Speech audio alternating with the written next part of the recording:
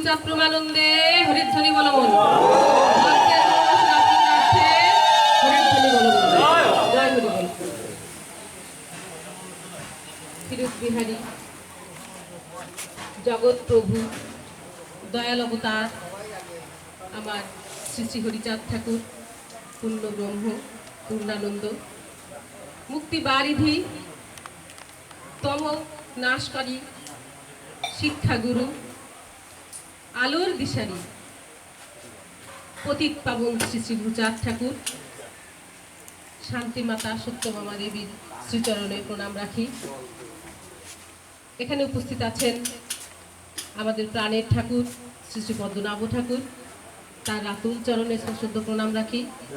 আর ভক্ত বাবা মায়েরা সবার চরণে আমার ভক্তিপূর্ণ প্রণাম। বেশ কিছুদিন আগে এই বাড়িতে আরো একবার আগে এসেছিলাম, এই আমার দ্বিতীয়বার আসা। তো এই আশাটা এখানে তাদের একটি ছোট্ট বাচ্চা অসুস্থ ছিল, তার সুস্থতা কামনায় সমস্ত ভক্তরা আকুল আবেদন জানিয়েছে শ্রীহরির পাদপদ্মে। ঠাকুর তার উপর তার দয়া বর্ষণ করেছেন, যার ফলশ্রুতিতে আজকে আমরা সবাই এখানে হরিনাম সংকীর্তন সহ সবাই একসাথে মিলিত হতে পেরেছি। তা আমি মনে করি শ্রীহরি ঠাকুরের দয়া খুব অল্পতেই বর্ষণ হয় না, অনেক কষ্ট করতে হয়। আমি বিশ্বাস করি এই সমস্ত পাগলেরা ঠাকুরের ভক্তরা মিলে শ্রীহরি ঠাকুরকে ঠিক এতটাই ডেকেছিল যে সেই শিশু বাচ্চাটি সুস্থ হয়েছে, যার ফলশ্রুতিতে আমরা কৃতজ্ঞতা সহিত সেই কৃতজ্ঞতা প্রকাশের জন্যই এখানে সবাই উপস্থিত হয়েছি। শ্রীহরির কাছে আবারও আমাদের অনিচ্ছাকৃত ত্রুটি মার্জনার জন্য ঠাকুরকে বলবো, ঠাকুর তুমি আমাদের সেই জ্ঞান দাও, সেই ভক্তি দাও, সেই শক্তি দাও, আমরা যেন সর্বসময় তোমার কথা স্মরণ করতে পারি, তোমাকে কৃতজ্ঞতা জানাতে পারি। আজকে তুমি যে চোখ দিয়েছ, এই চোখ দিয়ে শুধু এই তোমার অমূল্য সম্পদ এই আলোকেই শুধু না দেখি, সমস্ত জীবের ভিতরে যেন তোমাকে দেখি। তুমি অধিষ্ঠিত থাকো এবং তোমার মহিমা দিকে দিকে প্রচার হোক, ঘরে ঘরে প্রচার হোক, সমস্ত বিশ্বে হরিনামের পতাকা বটপট করে উঠুক, এই প্রার্থনা রাখি। আর সাধারণত আমরা গৃহে নানা রকম যাতনা ত্যাগ ভোগ করেই তারপরে আমরা আমাদের এই গৃহস্থ জীবন যাপন করি। গৃহেতে থাকিয়া যার হয় ভাবোদয়, সেই তো পরম সাধু জানিবে নিশ্চয়। তো সেই গৃহে বসবাস করতে হলে শান্তিহরি যেরকম গৃহস্থ জীবন যাপন করেছেন, আদর্শ মতুয়া ধর্ম পালন করেছেন, মতুয়ার জীবন আচরণ পালন করেছেন, সেটাই আমাদের জন্য অনুসরণীয়, অনুকরণীয় আমি বিশ্বাস করি। এখানে বারবার মতুয়া শব্দটি আলোচনা হয়েছে, যে কথাটি বারবার আলোচনা হয়েছে, মতুয়া শব্দটি এত সোজা শব্দ না। নামে প্রেমে মাতোয়ারা যে হবে সেই মতুয়া, এত সহজেই নামে প্রেমে মাতোয়ারা হওয়া যায় না। হরিনাম করতেছি হাত উঁচু করে, ঠিক আছে, ঘেমে গেছি, কফ উঠে গেছে, শ্লেষ্মা এসে গেছে, সমস্ত শরীর থেকে ঘাম বেয়ে বেয়ে পড়ছে, আবার মন রয়েছে আমার মানিব্যাগটা পড়ে গেল নাকি, আমার মন রয়েছে আমার মোবাইলটা বাজায় আছে না, কি হয়েছে। এত সহজেই মতুয়া হওয়া যায় না। অনেক সময় দেখি হরিনাম করে মতুয়ারা জলে ডুব দিচ্ছে, কামনা সাগরে ডুব দিচ্ছে, দুধ সাগরে ডুব দিচ্ছে, নিজের গৃহের ঘরে পুকুরে ডুব দিচ্ছে, অবগাহন করতেছে কোন মাহাত্মে, আবার চিন্তা করে আমার গলার মালাটা পড়ে গেল নাকি। তাহলে আমি কি নামে প্রেমে ডুব দিতে পেরেছি? পারি না। এই জন্য ঠাকুরের দ্বাদশ আজ্ঞার একটি কথা আমাদের সর্বসময় খেয়াল রাখতে হবে, বাহ্য অঙ্গ সাধু সাজ ত্যাগ করো। এত সহজেই যদি সবকিছু হতো তাহলে হরি আমার চাকর হয়ে থাকতো, আমি যা বলতাম হরি তাই শুনতো। হরিকে আমার ডাকতে হতো না, হরি আমাকে ডাকতো। এত সহজেই সবকিছু হবার নয় বাবা। হরির নাম করতেছি ঠিক আছে, একটু পরেই আবার অন্য চিন্তা করতে হবে। এই জন্য গার্হস্থ্য প্রশস্ত ধর্মজীবী শিক্ষা দিতে হরিচাঁদ অবতীর্ণ হলেন অবনীতে। এই পৃথিবীতে হরিচাঁদ ঠাকুর এসেছিলেন গৃহস্থ ধর্ম নিয়ে, এবং সেটাই প্রশস্ত মানে সঠিক ঠিক এই ধর্মটা প্রচার করার জন্য। গৃহেতে থেকে এত সহজে ভাবোদয় হয় না। কাম, ক্রোধ, লোভ, মোহ, মদ, মাৎসর্য এগুলো সর্বসময় ঘিরে থাকে। অর্থাৎ কি, আমরা চাহিদা সম্পন্ন মানুষ। এই শেষ কলিতে আমাদের চাহিদা বেশি। সত্য যুগে মানুষ বায়ু ভরে থাকতো, বায়ু সেবন করে বাঁচতে পারত, দাপুরে ফলাহার করে বাঁচতে পারত। ত্রেতায়ও অন্নগত প্রাণ আসলো, শেষ কলিতে এসে ভাত না খেলে আমরা বাঁচি না। বাঁচবো? কে বুকে হাত দিয়ে বলতে পারবা যে আমি ভাত না খেয়ে বাঁচতে পারবো? আমার তো মনে হয় একজন উঠে দাঁড়াই বলতে পারবা না যে আমি ভাত না খেয়ে বাঁচতে পারবো। দাঁড়াও দেখি কেউ আছে এর মধ্যে, আমি একটু তারে দেখি যে ভাত না খেয়ে বাঁচতে পারবো। আমরা এই কলিতে অন্নগত প্রাণ, ভাত না খেয়ে বাঁচতে পারবো না। আর সেই ভাতকে আমাদের বাঁচতে হলে, ভাতকে জোগাড় করতে হলে উপার্জনে যেতে হবে। আর উপার্জন করতে হলে কঠোর পরিশ্রম করতে হবে। সমস্ত পরিবারের সদস্যদের ভরণ পোষণ দিতে হবে। সামাজিকভাবে অন্য যারা যারা আছে সবাইকে ভরণ পোষণ দিতে হবে। আজকে এই বাড়িতে, এই বাড়ির কর্তা যে সাধু, গোসাই, পাগল, খেপা বা মতুয়াদের এনে প্রসাদ গ্রহণ করাচ্ছেন, তার কষ্ট হচ্ছে, সেটা তাকে সংকুলন করতে হচ্ছে, জোগাড় করতে হচ্ছে। ঠাকুর কৃপা করে তাকে সেই উপার্জনের সুযোগ করে দিয়েছেন। তো সেই কর্ম করতে যে তাকে কষ্ট করতে হচ্ছে, সময় দিতে হচ্ছে। এই কলিযুগে এত চাহিদা সম্পন্ন আমরা, যেখানে বায়ু ভরে মানুষ বাস করতে পারতো তেমন চাহিদা ছিল না। পুকুর ভরা মাছ ছিল, অল্প একটু পরিশ্রমী হতো। কিন্তু এখন কিন্তু এত কম পরিশ্রম করলে হয় না, অনেক পরিশ্রম করতে হয়। 20,000, 25,000, 30,000 টাকার একটা মোবাইল চালনা করতে গেলে প্রতি মাসে কতগুলো টাকা তার পিছনে ভরতে হয়, আর বাকিগুলো আমি বললাম না। তা সেইটাকে নিজের কাছে রেখে এই সমস্ত দায় দায়িত্ব পালন করতে গেলে অনেক চাহিদা মেটাতে হয়। এটা সত্যি কথা, বাস্তব সত্যি কথা।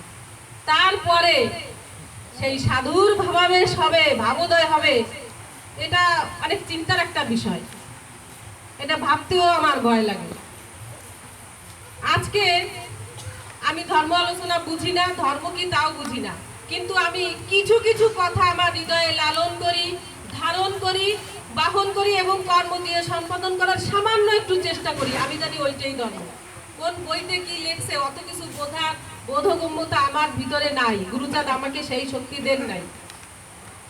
এই যে লীলামৃত বিশ্লেষণ করব, মহাভারত বিশ্লেষণ করব, ওই বেদ বিশ্লেষণ করব, এত জ্ঞান ভান্ডার নিয়ে আমি আসি নাই। কিন্তু তারপরও তোমরা দুটো কথা শুনতে চাও, বলি। অনেক সময় দুটো কথা হয়ে যায়, বুদ্ধি কম থাকলে যা হয়, জ্ঞান কম থাকলে যা হয় তাই হয়। তো যাই হোক, এত কিছু আমি বুঝি না। এইসব বিশ্লেষণ করতে হলে মহাসাগরের মতো জ্ঞানের প্রয়োজন। এত জ্ঞান আমার নাই। আর এই জীবনেও আমার সেই জ্ঞান সঞ্চয় হবে কিনা আমি জানি না। আমার নিজের কাছে নিজের প্রশ্ন, এই সমস্ত জীবনে আমি বারবার পৃথিবীতে 10 বার আসলেও সেই জ্ঞান আমার হবে না, কিঞ্চিত জ্ঞানও আমার হবে না। তবে একটা কথা বুঝি, আজকে যারা আমরা এই ব্রাহ্মণদের বাদ দিয়ে আলোচনা করছি, কথা বলছি, অপ্রিয় হলেও সত্য, আজকে এখানে আমরা যারা যারা বসে আছি প্রত্যেকেই তাদের বাবা মায়ের কথা স্মরণ করি। তাদের বাবা মায়ের প্রত্যেকেরই কিন্তু এই ব্রাহ্মণ দিয়েই বিয়ে হয়েছিল। অস্বীকার করেন কেউ আছেন এর মধ্যে? আমার তারক পালগোলের বাবা মাও ব্রাহ্মণ দিয়ে বিয়ে হয়েছে। এই বাড়ির যে গৃহকর্তা, তার বাবা মাও কিন্তু ব্রাহ্মণ দিয়েই বিয়ে হয়েছে, বিবাহকর্তা হয়েছে না? হয়েছে না? আমার বিয়ে হয়েছে ব্রাহ্মণ দিয়ে, আমার বাবা মায়ের বিয়ে হয়েছে ব্রাহ্মণ দিয়ে, তার আমার বিয়ে হয়েছে ব্রাহ্মণ দিয়ে। যাই হোক, সেটা কোনো কথা না। কথা হলো কি, সংস্কার, অর্থাৎ ত্রুটিমুক্ত হয়ে জীবন আচরণ করা, সেই পথে চলা। অর্থাৎ আমাদের জীবনে যে ত্রুটিগুলো আছে আমরা যেন সেগুলো একটু একটু হলেও বোঝার চেষ্টা করি। এই জন্যই গুরুচাঁদ ঠাকুর বলেছেন, খাও বা না খাও, সন্তানদের স্কুলে পাঠাও, যদিও করো ভিক্ষা, সন্তানদের দিও শিক্ষা। আজকে যদি আমাদের শিক্ষার ভিতরে জ্ঞান আলোর মতো প্রজ্বলিত হয়, তবেই আমরা কোন পথে চলবো, কোনটা আলো, কোনটা অন্ধকার, কোনটা ন্যায়, কোনটা অন্যায়, এটা আমরা বুঝতে পারবো। পারবো না? পারবো। সিধা মোরাকান্দিতে ব্রাহ্মণ দিয়ে কাজ করায়, সেই ব্রাহ্মণ কিন্তু আবার শ্রীহরি ঠাকুরকে মানে। তার আসনে শ্রীহরি ঠাকুরের ছবি বিগ্রহ বর্তমান। সে আমাদের মতুয়াদের সাথে একসাথে হরিনাম কীর্তন করে, কেঁদে বুক ভাসিয়ে দেয়। সে যদি এসে বলে আমি আপনাদের সাথে বসে দুটো ভাত খেতে চাই, আমি কি তাকে তাড়িয়ে দিতে পারি? কারণ কি, সে আমার মতুয়া ভাই, আমার হরিনামে প্রেমে সে ডুবতে চায়। এই জন্য তো তাকে বিতাড়িত করতে পারি না, পারি? গুরুচাঁদ ঠাকুরের একটা কথা, হরিচাঁদ ঠাকুরের একটা কথা, বাদ শব্দটা মতুয়া ধর্মে নাই। যদি তোমার যোগ্যতা থাকে এই হরিনামের দাহিকা শক্তি দিয়ে তার আমিত্বকে মুছিয়ে যদি তুমি হরিভক্ত করতে পারো, মতুয়া বানাতে পারো, বানাই একসাথে হরিনাম করো, কিন্তু বাদ দেওয়া যাবে না। কি আমার কথা না? এই যে এতক্ষণ ধরে যে আলোচনা করছে আমার বিপুল বাবা, 2-3 ঘন্টা চিল্লাচিল্লি করছে, সে কতটুকু বুঝাতে পারছে আমি জানি না, কিন্তু আমি এতটুকু বলতেছি, আমরা ব্রাহ্মণদের বাদ দেব না, দেব ব্রাহ্মণ্যবাদ। অর্থাৎ ব্রাহ্মণরা আমাদেরকে যে নিষ্পেষিত করেছে, নির্যাতিত করেছে, তুচ্ছ জ্ঞান করেছে, যা খুশি তাই আমাদের মাথার উপর চাপিয়ে দিয়েছে, আমরা সেই দাসের মতো হয়ে সবগুলো পালন করেছি, আমাদের পূর্বপুরুষেরা করেছে। আর সেই দিন আমরা সামনে এগোতে দেব না। আমরা ব্রাহ্মণদের সাথে নিয়ে হরিনাম করব, একসাথে তাদের নিয়ে প্রসাদ নেব, একসাথে তাদের নিয়ে সামাজিক কাজকর্ম সবকিছু করব। কিন্তু যে অত্যাচারে অত্যাচারিত হয়েছি, যে লাঞ্ছনায়, যে বঞ্চনায় আজকে আমরা এই পর্যন্ত নিষ্পেষিত, নির্যাতিত ছিলাম, এখনো কিন্তু আছি। বিভিন্ন জায়গায় এখনো ব্রাহ্মণরা আমাদেরকে শোষণ করে চলছে। কিন্তু আলোর একটি দিশা হলেও পাওয়া যাচ্ছে, সেটা কি? আমাদের প্রত্যেকের ঘরে ঘরে সন্তানেরা এখন কলম ধরে লিখতে শিখেছে, মুখ দিয়ে কথা বলতে শিখেছে। সত্য কি মিথ্যা কি অজ্ঞানতা দূর করে তারা ন্যায়কে ন্যায়, অন্যায়কে অন্যায় বলতে শিখছে। এটা আমাদের জন্য কিন্তু একটা আলোর দিক। এত সহজেই, এত যুগ যুগের একটা বিষয় টপ করেই বাটি ভরা দুধ উল্টে ফেলে দিলাম, তা তো হবে না বাবা। তা যদি না হতো, আমার গুরুচাঁদ ঠাকুর এই চণ্ডাল জাতির সেই চণ্ডালত্ব মোচনের জন্য, নমশূদ্র নাম লেখানোর জন্য ব্রিটিশ দরবারে যে মিথ্যাচার করেছেন। আপনারা জানেন, ইতিহাস পড়লে জানবেন, বই পড়লে জানবেন। গুরুচাঁদ চরিত্র সুধা পড়ে দেখবেন, হরিলীলামৃতের পাতায় পাতায় আছে, বুঝে দেখবেন। ওই হরিলীলামৃত বই বোঝা এত সহজ না। যার বন্দনা শেষের লাইনটা পড়লেই অন্তত সারা রাত আলোচনা করে কাটিয়ে দেওয়া যায়, নিজ দাস করি বলে করো আত্মসাৎ। দাসটা কি আর আত্মসাৎ করা কি আর আত্মসমর্পণ করা কি, আমরা অনেকেই বুঝি না।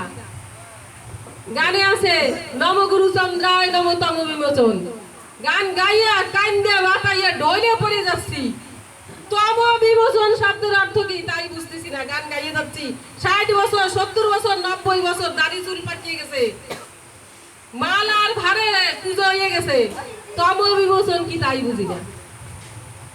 এই গান গাইয়ে কোনো লাভ আছে? বাবা, আপনারা কেউ আমাকে আমার এই কথায় কষ্ট নেবেন না, অভিশাপ দিন। এই কথাগুলো আমার সন্তানকে আমার বলা ঠিক না, কিন্তু আমি অনুরোধ করি, এই তম বিমোচন, তম মানে অন্ধকার, এইটা বিমোচন মানে ঠাকুর তুমি আমার মনের সমস্ত অন্ধকার দূর করে দাও। এগুলো যেন আমরা একটু হৃদয়ঙ্গম করে তবেই সেই হরিসঙ্গীতকে স্পর্শ করি। কারণ আমি যদি আমার অশ্বিনী গোসাইকে মূল্যায়ন না করি, অন্য ধর্মের কেউ কিন্তু করবে না। আজকে শিখ যারা আছে তাদের সেই পুস্তককে তারা একটা দিন সেই পুস্তকের পূজা করে সমস্ত শহরে হাতিকে সুসজ্জিত করে বিভিন্ন অলংকার দিয়ে সেই পুস্তককে হাতির পিঠে উঠে দিয়ে সমস্ত শহর ঘুরে ঘুরে বেড়ায়। তাদের সেই গ্রন্থ, সেই গ্রন্থের পূজা করে তারা এত শ্রদ্ধা করে। আর আমার মতুয়ার ঘরে খুঁজ লেওয়াটা নিলাম দিতে পাওয়া যায় না। মুসলমানরা কেউ মারা গেলে সাথে সাথে অজু করে, সাথে সাথে অজু করে সেই কোরআন শরীফটা সমস্ত কাপড় চোপড় পাল্টাইয়ে কোরআন শরীফটা পড়তে বসে। আর আমার লীলামৃত হয়তো টেবিলে ওঠে কি ওঠে না, পড়ে গেল দম করে 2 পাতা ছিঁড়েই গেল। আপনারা কেউ মনে কষ্ট নেবেন না, এগুলো আমার চোখে দেখা বিষয়। আমরা আমাদের গ্রন্থের মূল্যায়ন করতে পারি না। কেন পারি না? ওই গ্রন্থের শব্দের অর্থগুলো আমার হৃদয়ঙ্গম হয় না বলে। আমি যদি সেই শব্দের অর্থগুলো হৃদয়ঙ্গম করতে পারতাম, ওই গ্রন্থ আমার মাথার উপরে থাকতো। যেহেতু ওই বইয়ের অর্থগুলো আমি বুঝি না, এই জন্য ওই বইয়ের মূল্যায়ন আমার কাছে নেই। আজকে যে এই পৃথিবীতে ভগবান গুরুচাঁদ, শ্রীমৎ প্রেমের কবি অশ্বিনী সরকার, অশ্বিনী গোসাই, তারক সরকার মহাকবি, সে আমাদের আজকে যে মহামূল্যবান সম্পদ আমাদের মাঝে দিয়ে গেছেন, আমি বিশ্বাস করি তার এক একটা লাইনের অর্থ বুঝতে গেলে 2 জীবন পার করে দেওয়া দরকার। কিন্তু আমরা সেটা না করে দুটো একটা গানের 2-1টা কলির অর্থ বুঝে মনে করি কি আমরা অনেক কিছু হয়ে গেছি। মানুষ যখন জ্ঞানের প্রথম স্তরে পৌঁছায়, 2-1টা কিছু জানার পরে খুব লাফালাফি করে। দ্বিতীয় স্তরে পৌঁছানোর পর খুব একটা অহমিকা ভাব হয় যে আমি বেশ জেনেছি। যখন সর্বশেষ স্তরে মানুষ যায় যে আমি কিছুই জানতে পারিনি, তখন সে আর কোনো কথা বলে না। তো সেই সর্বশেষ স্তরে পৌঁছাতে পৌঁছাতে জীবনের সায়ান্নে এসে যায়। তো জানি না ভগবান গুরুচাঁদ কাকে কাকে সেই কৃপা করবেন, ক্ষীরোদ বিহারী হরি কাকে কাকে সেই কৃপা করবেন। আমি এই জীবনে হয়তো সেই কৃপার বিন্দুমাত্র কণিকাও পাবো না। আজকে যে সমস্ত বইগুলো এখানে উপস্থাপন হয়েছে, বাবা বিপুল অনেক চেষ্টা করেছেন এই 16 অক্ষর 32 নামের অর্থ কোথায় আছে কোথায় নেই, কি কারণে আছে কি কারণে নেই, কোন বইতে আছে কোন বইতে নেই, আপনারা কতটুকু বুঝছেন আমি জানি না। কিন্তু আমরা এতটুকুই বুঝছি যে হরি এই শব্দটাই সর্বপ্রথম এবং সর্বশেষ শব্দ। কিসের জন্য? হকার উচ্চারণে অষ্টাদশ হয় সিদ্ধ, রিকার উচ্চারণে নিষ্কাম প্রেম হয় আহ্লাদিত। অর্থাৎ এই হরিনাম উচ্চারণ করার সাথে সাথে হৃদয়ে কম্পন হবে, সাদা অশ্রু গণ্ড বাহিয়ে নিচে পড়বে, ঘাম হবে, শ্লেষা উঠবে, বাহ্য অঙ্গ পুলকিত হবে, বাহ্য জ্ঞান হারা হয়ে মানুষ যখন ধুলায় ভুলণ্ঠিত হবে, তখনই সেই হরিনামের শক্তির তাৎপর্য বুঝতে পারে। এই যখনই ধুলায় ভুলণ্ঠিত হবে, তখন এই আত্মা পরমাত্মার সাথে 24 সেকেন্ডের জন্য মানুষ আত্মজ্ঞান হারা হয়ে ঠাকুরের সাথে মিলন হবে।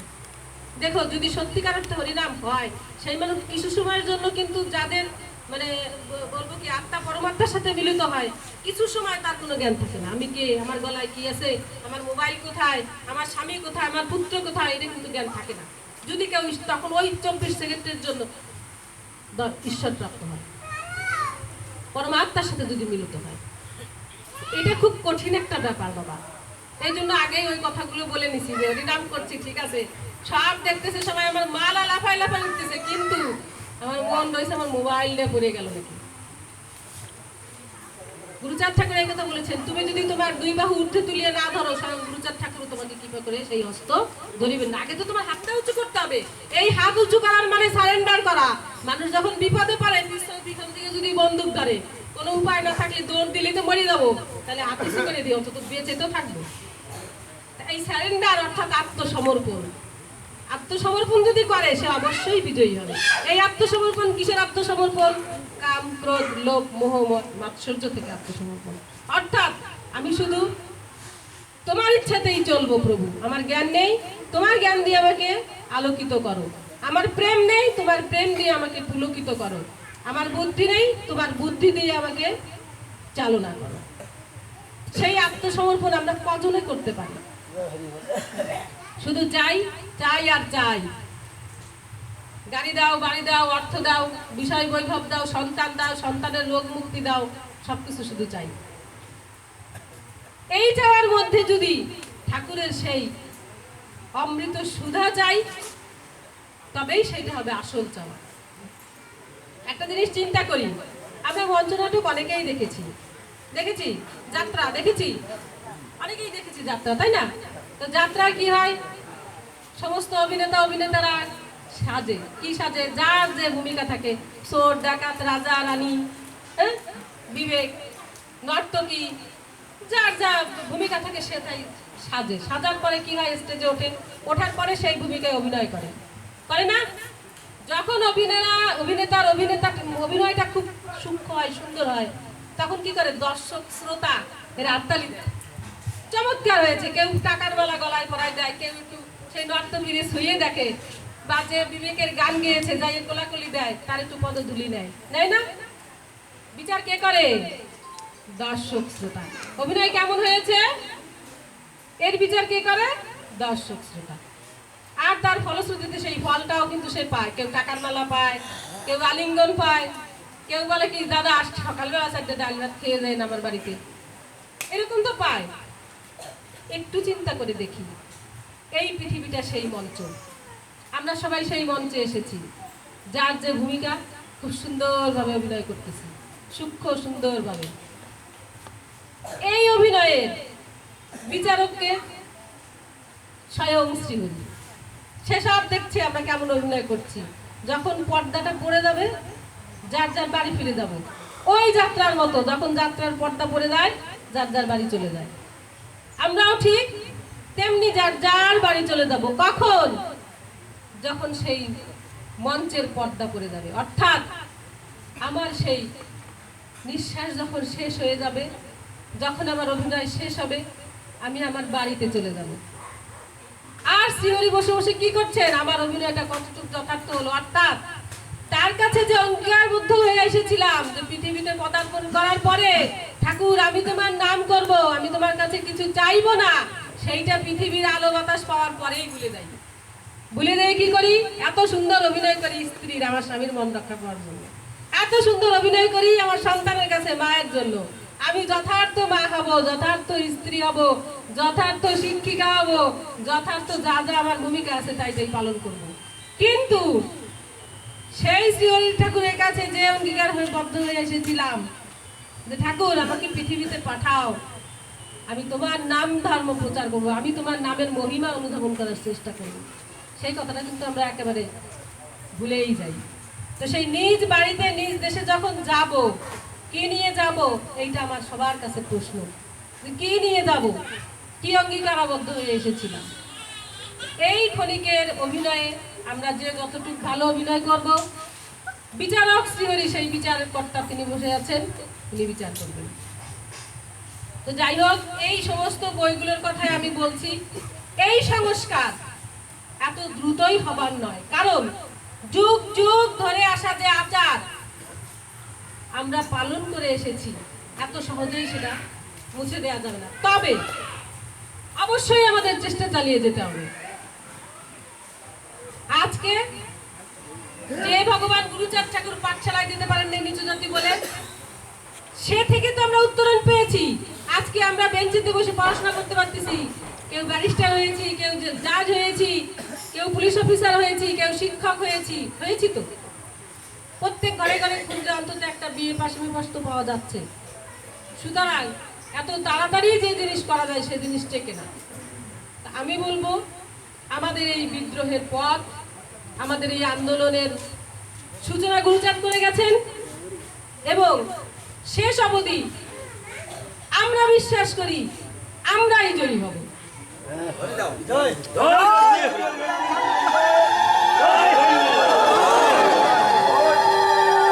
তবে আমার একটা কথা, সেটা হলো মারামারি কাটাকাটি করে নয়, বাদ বিবাদের মধ্যে নয়, আলোচনা, সঠিক পথ নির্দেশনা, অর্থাৎ সেই পথ নির্দেশনাটা আমাদের বাবা পদ্মনাভ ঠাকুর, শ্রী শ্রী হরিগুরুচাঁদ মতুয়া মিশনের পক্ষে আরো যারা যারা জ্ঞানী আছেন, যারা কলম ধরেছেন, যারা বিভিন্ন বিশ্লেষক আছেন, বই পুস্তক নিয়ে পড়াশোনা করেন, আমি তাদের আতুল চরণে এই দায়িত্ব দিয়ে রাখবো।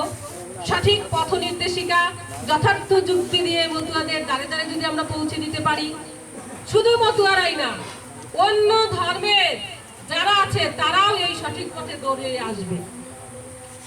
এত যুক্তি তর্কেরও কিছু নাই।